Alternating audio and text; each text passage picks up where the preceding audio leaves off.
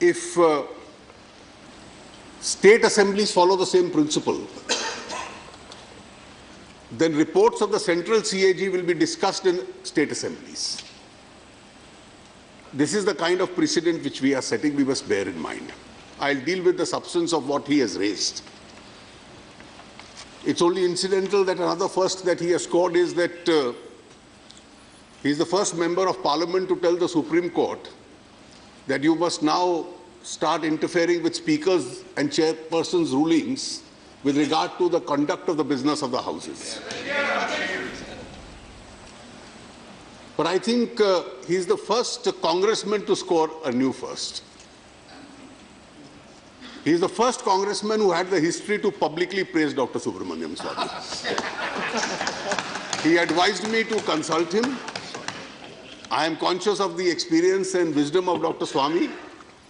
He first became a member of this house in 1974. He's a well-known economist. I'll certainly consult him, but I must compliment the courage and conviction of Jairam Ramesh, that whereas he concentrated on 3 Gs, he probably let down the 4th one, in as much as he indulged in this new misadventure of doing what he did today. For the first time, somebody said, I start doubting the figures as far as the Indian economy is concerned. The GDP figures are not decided by some internal exercise in the finance ministry. The Central Statistical Organization functions at an arm's length distance from the North Bloc. In fact, when they release data, we also come to know of the data only from the media. Even 5 minutes earlier, we are not aware of the data when they release it. It functions absolutely independently. It functioned in the same manner as the UPA during the UPA government. It functions in the same manner today. Now, periodically they change the base year. So they change the base year with effect from 2011. So the growth figures during the last 3 years of the 2 years of the UPA were also correspondingly revised.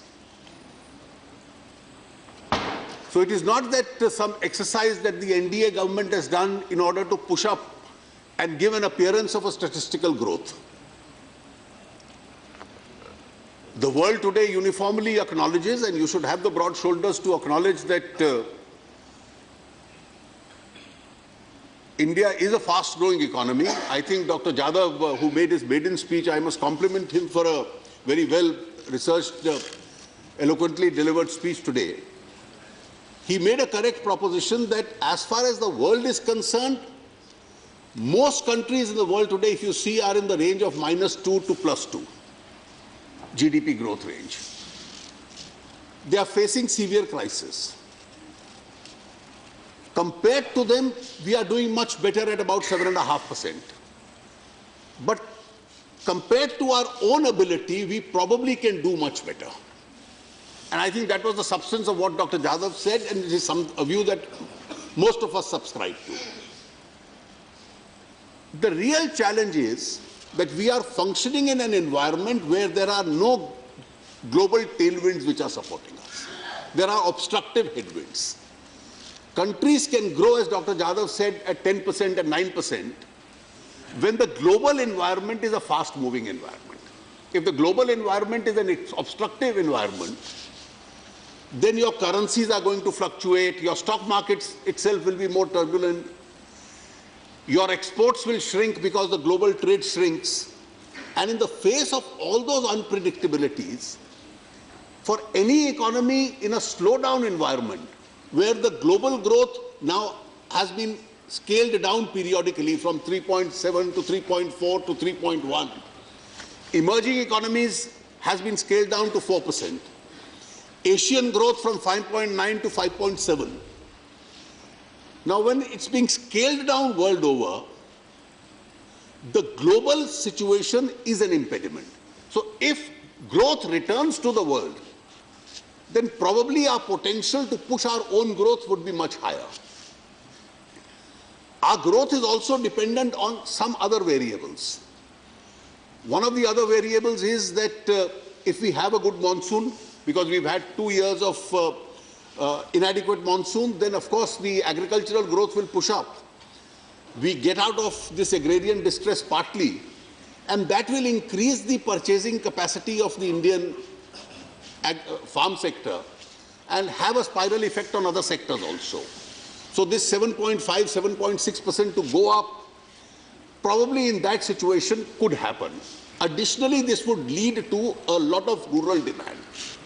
Today, we are depending on increased public spending, increased FDI, significant urban demand, and if rural demand is added to it, I think that also helps us. The third important variable also is the fact that are we able to revive the competitiveness of India's private sector. Private sector had overstressed itself. They had extensively borrowed from banks, and now the slowdown has resulted in several sectors going down. Many of those sectors were not addressed, they have now been addressed. Hopefully, if that situation takes place, and some of those sectors improve, steel, improves sugar, infrastructure, power, these are the 5-6 stress sectors, then the balance sheet of these sectors correspondingly will have an impact on the balance sheet of the banks itself, and that itself could help us. And that brings me to the last point in this category, a point my friend Jairam Ramesh made with regard to our ability to continue with the reform process, something that Dr. Jadhav had mentioned. And the whole country's the whole world is really looking at us. Are we able to continue with some of the reform measures, particularly bring the goods and services tax? Now it is said that it was being obstructed by the NDA, now it's being obstructed by somebody else. But let me honestly confess, there was no consensus at that time between the states. A goods and services tax alters the taxation paradigm of the entire country. Today, the center decides on its own taxes, the states decide on their taxes. The result of this entire exercise is that you have different rates of taxation across the country. There is no seamless transfer of goods or services which takes place. A GST, and I concede it was your UPA idea in the first instance, economically unites the whole country. You have a uniform rate of taxation, and that uniform rate of taxation will allow a seamless transfer of goods and services across the country. It will avoid and check the kind of evasion which takes place. It will improve upon compliances, and the entire authority to decide how much tax will really vest in the GST Council, which is 2/3 represented by the states and 1/3 by the center. And by consensus, we'll have to come to that finding. One of the first things that we did was to bring about 100% consensus between the states. And let me tell you, all these three objections which you are raising, I have been in touch with all the Congress chief ministers, and each one of your states is a strong GST supporter, because they know they are going to benefit out of this exercise. No state lost when VAT was introduced. Everybody benefited. It was just the fear of unknown which some states had. Now let me come to these 3 points of objection which you have raised. And I have already publicly said, so I don't mind repeating it. The manufacturing states had a reservation during the UPA regime. They said we have invested in infrastructure because of which we are manufacturing. GST is a destination tax. And as a destination tax, where monies are spent and goods or services are bought, that state gets the advantage. So what advantage do I get having spent so much money in manufacturing The consuming states are going to benefit because it's a destination tax. Now, one area, because the process was on, which UPA could not achieve, was to convince the manufacturing states that all right, we will take care of your interest if you have invested in infrastructure. Gujarat, Maharashtra, Tamil Nadu, Karnataka, these are all manufacturing. And mind you, this was not a BJP, Congress, UPA, NDA issue. It was manufacturing states which had a particular concern. So a consensus was arrived at that for a 2-year period, a 1% additional tax on interstate movement of goods and services will take place. Now, it is true that this 1% is against the concept of a destination tax. All the chief ministers agreed. The select committee of Rajya Sabha has said, no, drop this 1% idea. And I have said I am willing to go back to the states and persuade them to drop this idea. So it's not really a contentious issue. The second issue you mentioned is, let's have a dispute settlement process. And the dispute settlement process that you are suggesting is, if states can't decide in the GST Council, a body headed by the Supreme Court judge must then decide. For heaven's sake, I beseech you, in the interest of Indian democracy, not to go on this misadventure. And I'll give you the good reason why. With the manner in which encroachment of legislative and executive authority by India's judiciary is taking place, probably financial power and budget making is the last of the only powers that you have left. Taxation is the only power which states have. It would be wholly misconceived for any party to say, let us hand over the taxation power also to the judiciary. That is your proposal. Please let me just complete. But let me tell you, let me give you the history of that proposal. Anandji, just give me 1 minute, then I'll yield after this. In the original GST which was proposed and introduced by you in Parliament, you had a dispute settlement. The present Honorable President had introduced it. The Standing Committee went into it and gave a unanimous view that it is dangerous to have a dispute redressal, that if center and states can't decide कि कितना tax लगेगा किस item पे, तो Supreme Court judge की एक committee होगी वो decide करेगी.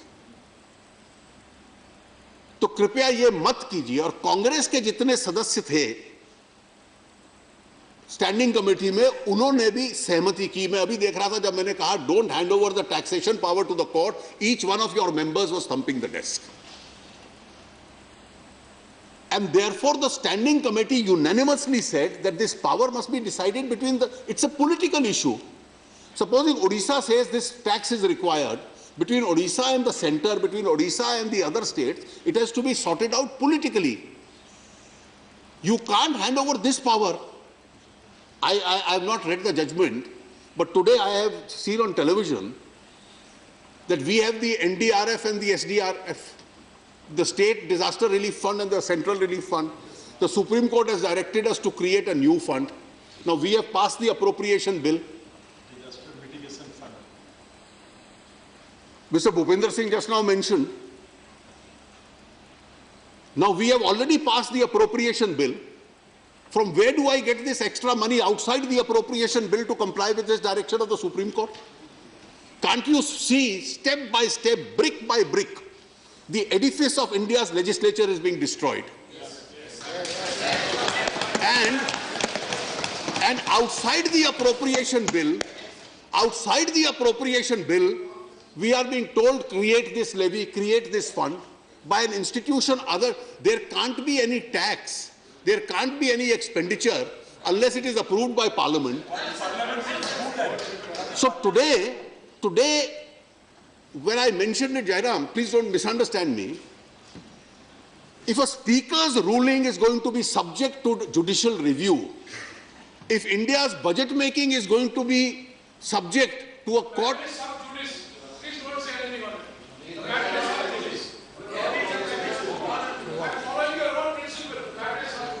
You see, now I think your party leaders have not informed you. In the General Purposes Committee, which I won't go into the detail, what are sub judice, what are not sub judice, there's a whole discourse in which we had in the General Purposes Committee. So we will tell courts to have a judicial review of presiding officers' rulings. We'll have budget making going on outside the appropriation bill. And if there is a taxation dispute between a centre and a state, a major party says, let a judge now resolve it. So the taxation power also moves. Now, when this proposal of the standing committee went to the UPA government, Mr. Chidambaram very rightly and wisely recorded on the file, I changed my original, I don't remember the word, I accept the recommendation of the standing committee. So to have a GST council of states and centre, where states will have 2/3 vote, centre will have 1/3 vote, is a suggestion which was accepted by Mr. Chidambaram. And having accepted that suggestion of the standing committee, which was a very wise suggestion and rightly accepted by Mr. Chidambaram, you now turn back and say, no, our insistence is create a dispute redressal mechanism where taxation dispute between centre and state, we will appoint a judge to resolve it. Pardon? What you just referred to is 1/3 of the centre and 2/3 of the states. That's the GST council. When we are talking about that council will decide, and the voting will be that every Anandji, the voting will be that every decision will be by a 3/4 majority. So both centre and states have to work together. But whether the GST council has accepted this Absolutely as a credible dispute redressal mechanism, they have accepted it, and they have further said, and the bill further says that in case there is a problem, the GST council itself will decide a mechanism for its resolution. But that's keeping it loose-ended. So the bill itself says that if in the council, supposing there is a deadlock, then what happens? The deadlock will be resolved by a procedure decided by the GST council. So the GST council can say, the 3 senior-most chief ministers and or 2 senior-most chief ministers and the finance minister of the country will sit and resolve it. They can have a political mechanism to resolve it. After all, these are political problems which have to be resolved politically. These are not judicially determinable matters as to how much share will West Bengal get and how much share will we get. Now let me come to this third question. The Supreme Court has said democracy in Uttarakhand. Okay, now let's not divert the issue. I think we can afford to be serious once in a while. Now let's come to your third objection. Now let me come to your third objection, and your third objection has a very checkered history. You relied on Article 276. And the argument which you have been giving, so first of all, this 18% cap. How is this 18% cap and this idea of a constitutional cap gone? When Mr. Pranab Mukherjee, the Honorable President today, introduced the GST, there was no cap. When Mr. Chidambaram had it referred to the standing committee, there was no cap. When the standing committee's recommendations came, there was no cap. When you finalized those recommendations and went out of government, there was no cap. So throughout the UPA, there was no cap as far as the constitution is concerned, as far as the GST is concerned. So the cap never existed. May I explain why? Ek minute. Let me explain it, then I'll yield. Then whoever has an objection issue can raise it. Now suddenly you say, well, there must be a 18% cap provided in the constitution itself. Not exceeding. I have no difficulty with 18%. I have no difficulty with the figure of 18%. Taxes must be reasonable. So the idea of 18% is, if all the taxes of the center and state taken together, it should not be a very high rate of taxation. It should be not exceed 18. But let me just assume a crisis situation. Now, there's a fallacy to have a uniform cap. And that's something that you suggested. Situation one, there is a drought in the country. And a state says, 5 states come and say, I am suffering from a drought, I need more money, more taxes. So for 1 year, they want to charge 20%. Are we then going to first amend the constitution? And we all know how difficult it is to amend the constitution. And not only will Parliament, both houses amend it, we will send it to all the states to amend it.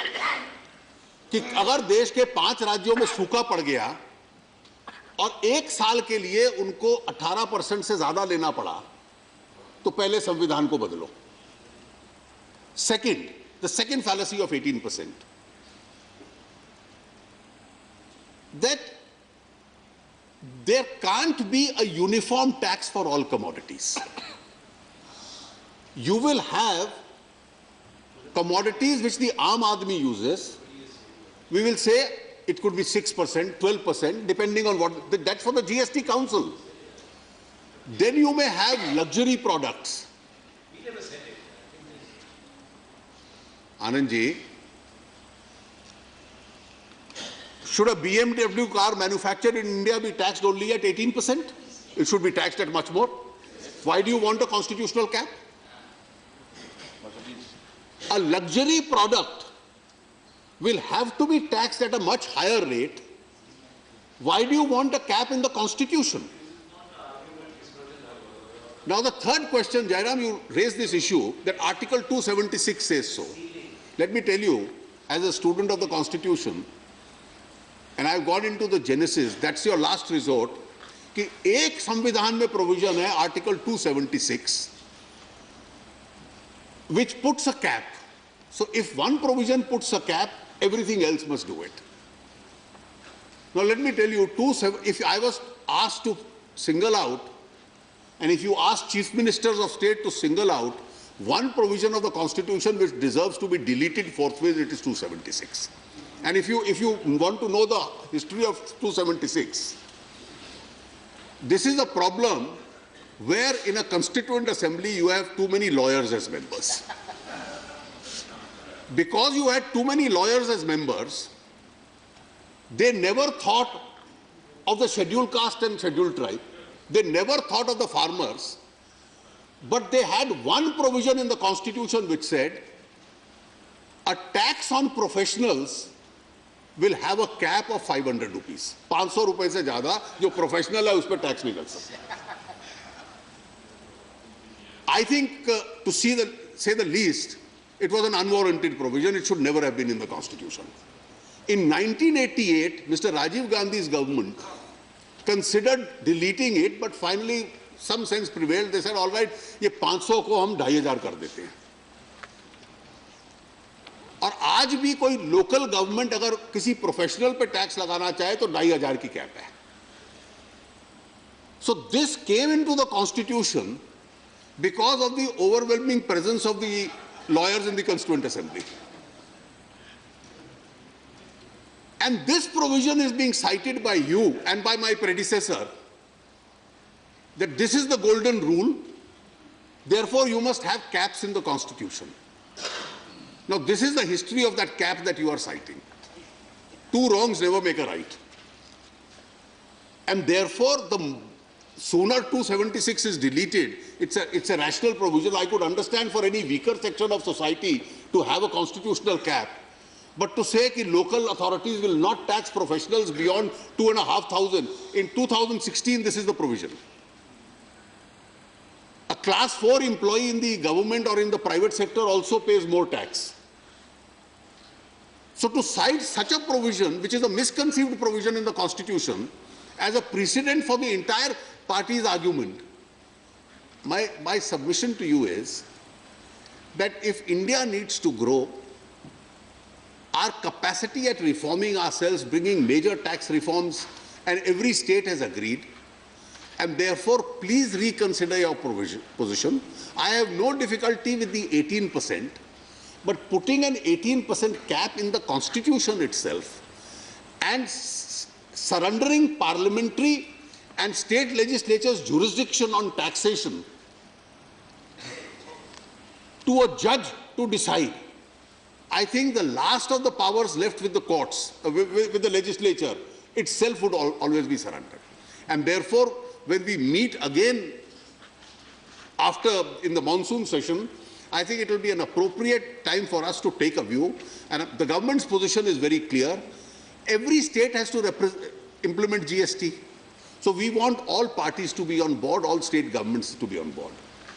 Therefore, I would request your party to reconsider its position, and if you don't reconsider this position, then please allow the parliamentary process of decision by voting to take place. Because ultimately then we are questioning India's ability to implement a reform which every... We are the original authors and proponents of the GST. Is but a democratic right and exercise of that right that the political party has raised certain concerns.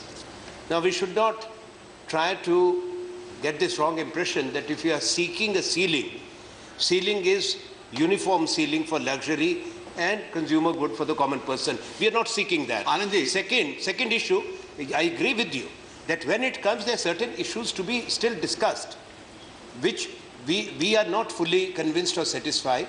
And the right way would be for the Parliament to discuss and debate at the appropriate time.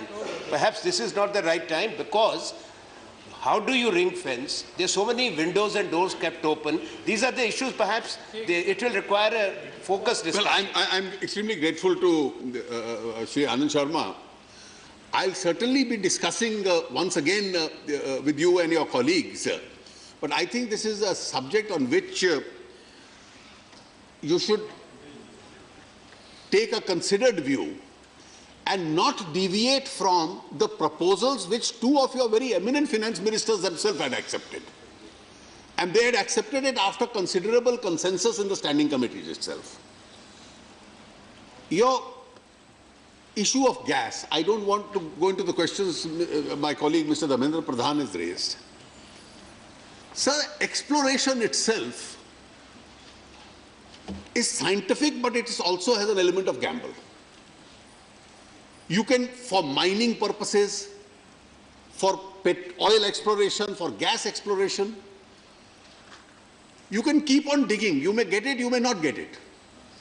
So always and that's the correct conspicuous of facts. When you start digging and investing, these are very high investment projects. You may dig at 5 places, you may waste all your money and get no gas or no oil. At the 6th place, you may get it. And you are here looking in terms of very deep sea exploration, because India has to try and become as self-sufficient in these areas as possible. Now, you have in the KG Basin, international majors like BP, Reliance doing it, the ONGC doing it, the GSPC, a state public sector doing it. So it is true that they thought initially that it's going to be 21 trillion cubic feet, and therefore the estimates are based on this. Banks lend money, they lend money to everyone. When you say that Naresh Agrawal said banks, monies are owed to banks, well, monies are owed to banks is a good thing. What is owed becoming a non-performing asset is a bad thing. अगर bank lending ही नहीं करेगा, तो देश में विकास कैसे होगा? Banks lend for growth. So if banks are lending to thousands and thousands of entrepreneurs in this country, it's a good thing. Monies will be owed to the banks, but those loans have to be serviced in terms of interest. When you can't pay the interest, the performing asset becomes non-performing. Now, in this case, where 21 TCF is anticipated. After a great deal of difficulty and consistent failures, they finally hit upon gas. So you are investing money, it will show that you have spent 18,000-20,000 crores of money. When you hit upon gas and the gas starts being extracted and selling, then you will start recovering the money. That's a business cycle of the whole operators. And international experts, international certified agencies have now certified it is not 21 TCF, it is not 1 TCF as you mentioned, that at least they have internationally respected agencies have certified that 14.4 TCF is available in that particular field. Please, that's not true.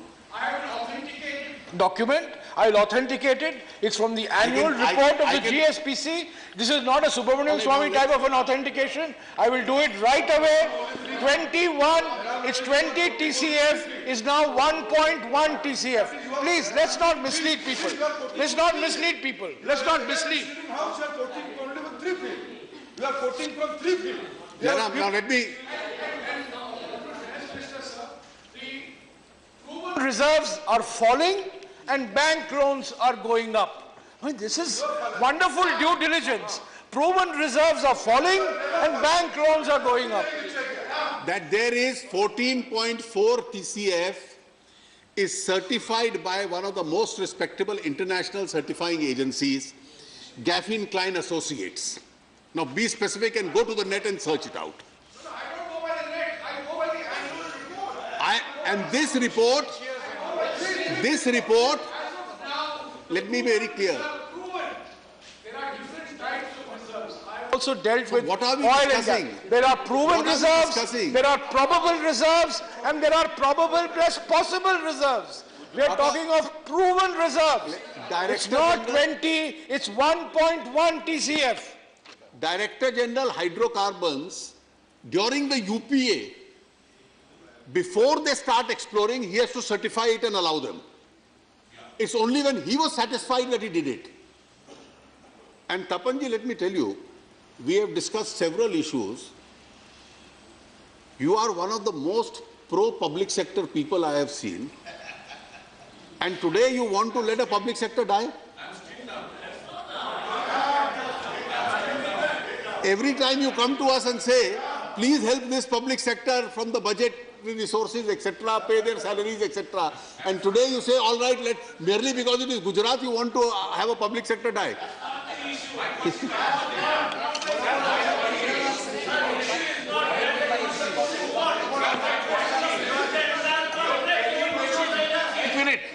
Your KG Basin offshore drilling thing is a very fishy affair, not from today. From 2006, at every point of time, I have written to earlier Petroleum Minister, to earlier Prime Minister, and also subsequently. I think Dharmendra Pradhan is quite aware of that. Sir, and it is a part of that KG Basin area, KG Basin scandalous area. Please go into that. Don't believe in anybody's face value. Whosoever give my colleague the credit. Give my colleague the credit of bringing down $8.4 down to what, 3.5? $8.4 को वो 3.5 पे कीमत ले आए हैं.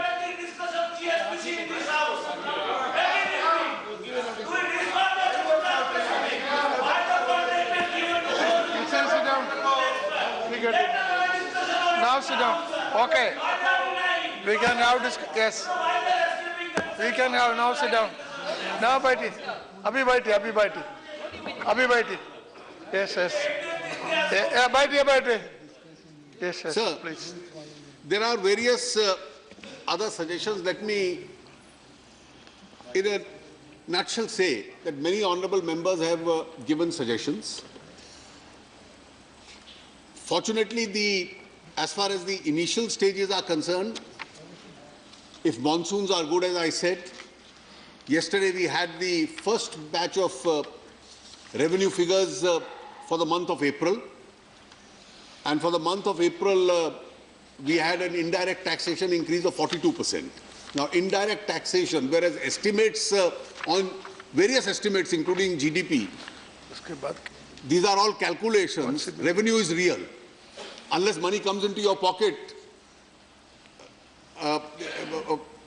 there can't be a substitute or an alternative to this.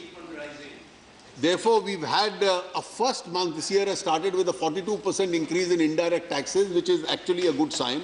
And if we have a good monsoon, hopefully, sir, we'll have a good year ahead of us. And I just want to tell the members that there are a number of decisions which we've been taking, slowly but surely, which are going on in the direction of strengthening the economy. Just one last decision I must take into confidence. Yesterday, we had the double taxation treaty with Mauritius after renegotiation. If you remember, from 1983 onwards, we have a treaty with Mauritius that, and many members have repeatedly commented on it, where capital gains is not payable if that route is followed through Mauritius.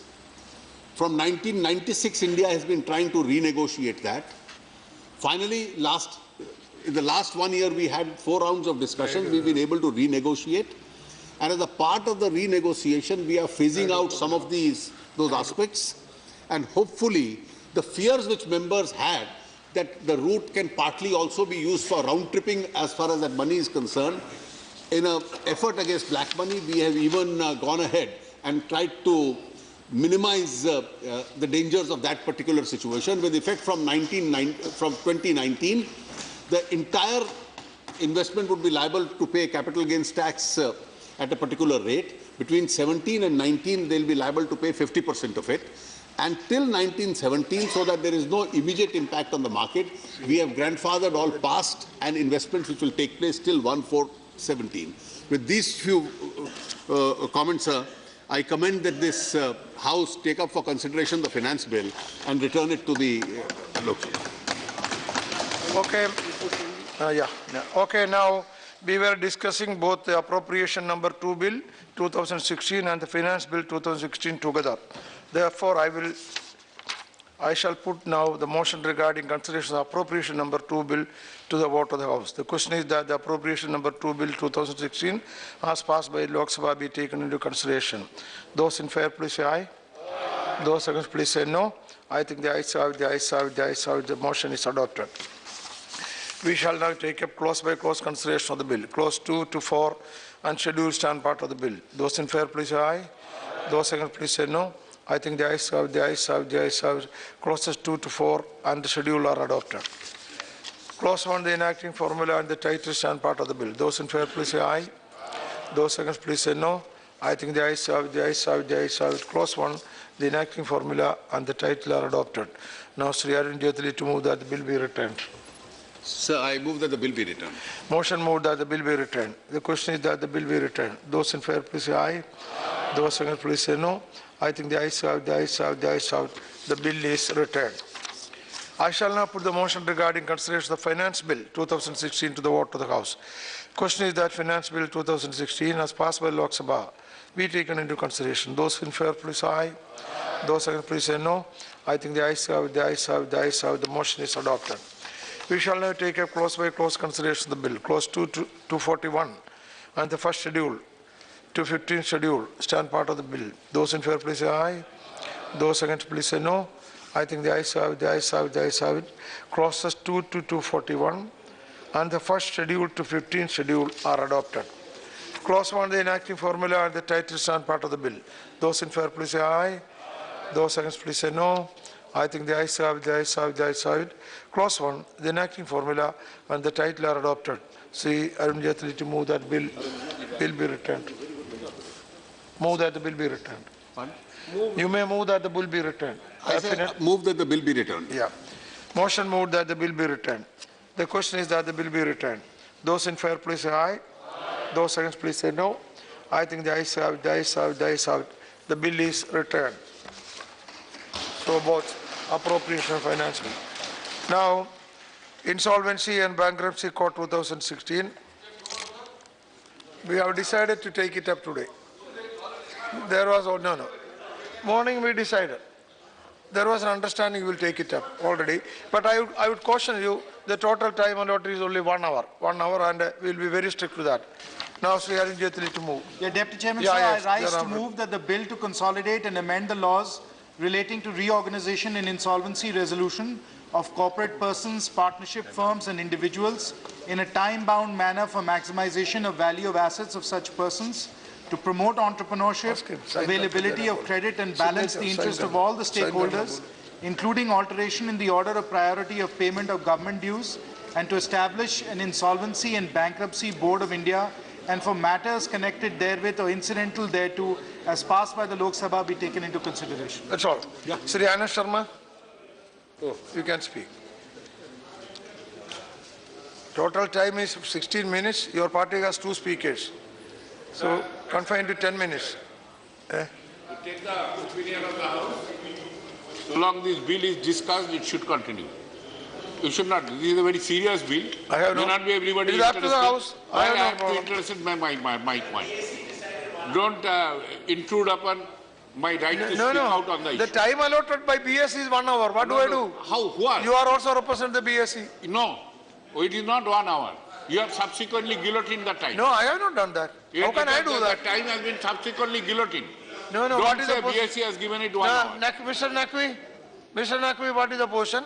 I have never, how can I cut the time which has been allotted by BSc? Find us on Facebook at facebook.com/ETNow and don't forget to click the like button. You can also follow us on Twitter at ETNowLive. To stay updated with all our programming, hit the subscribe button on our YouTube channel by logging on to youtube.com/user/ETNow.